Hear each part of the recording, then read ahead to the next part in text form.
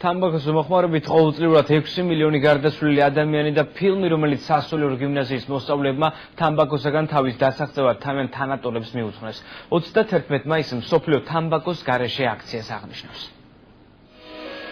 ეს ფილმი სასულიერო გიმნაზიის მოსწავლეებმა თანატოლებს მიუძღვნეს.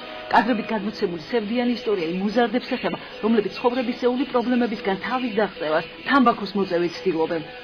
ჩვენ ასაკში მოზრდილებში არის ესეთი ჭალებში მუნდაში არის მოწევა დაიწყო და ბევრი მეგობარია რომელიც ეწევა და წინასწარ თავს იკეთებენ საფრთხეში.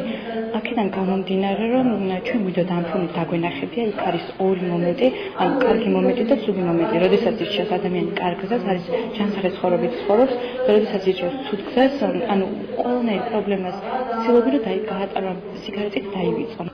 ჯანსაღი ცხოვრების წესის პროპაგანდის მიზნით ბავშვებმა ფილმთან ერთად სპეციალური კვლევებიც მოამზადეს. თამბაქოს მოხმარებით ყოველწლიურად გარდაცვლილი 6 მილიონი ადამიანი, 200 მილიონი ქალი, კიბოთი, გულიშეტევი და ინსულტით გარდაცვლილი ადამიანების საგანგაშო სტატისტიკის გაცნობამ პრეზენტაციის ავტორები პრობლემის სიმწვავეში დაარწმუნა. Kalgas სავალო შედეგების შესახებ შეიძლება სიგარეტის მოწევას მოყვეს.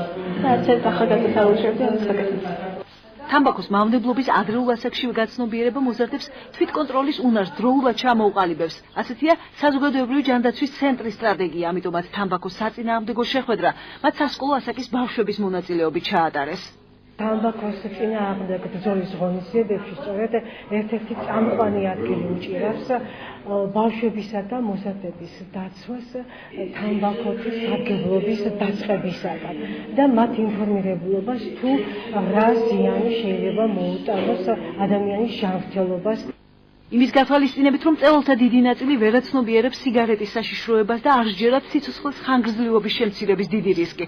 საქართველოს მთავრობა თამბაქოს წინააღმდეგ ბრძოლის საერთაშორისო სტანდარტებზე გადადის.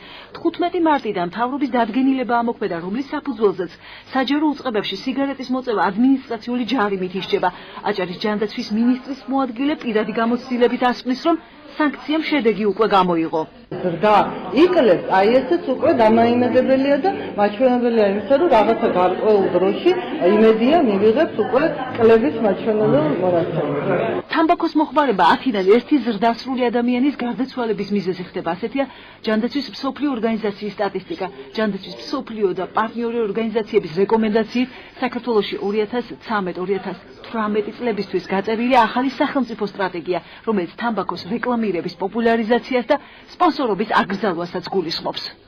არ შეიძლება შენობაში სიგარეტის მოწევა ისე ხშირად ვეღარ ვახერხებთ შენობიდან გასვლას, რამდენადაც ხშირად ვეწევოდით, აქედან გამომდინარე მინიმუმ 50%-ით აქტიურ მომწეველებმა შეამცირეს მოწევის რაოდენობა. მეც მათ შორის.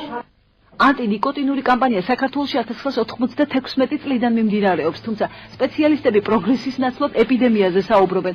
აჭარაში ამ მხრივ ბოლო წლების განმავლობაში მწევალთა რიცხვის ზრდა არ ფიქსირდება. მსოფლიო სტატისტიკის ფონზე ეს უკვე დამაიმედებელი შედეგია.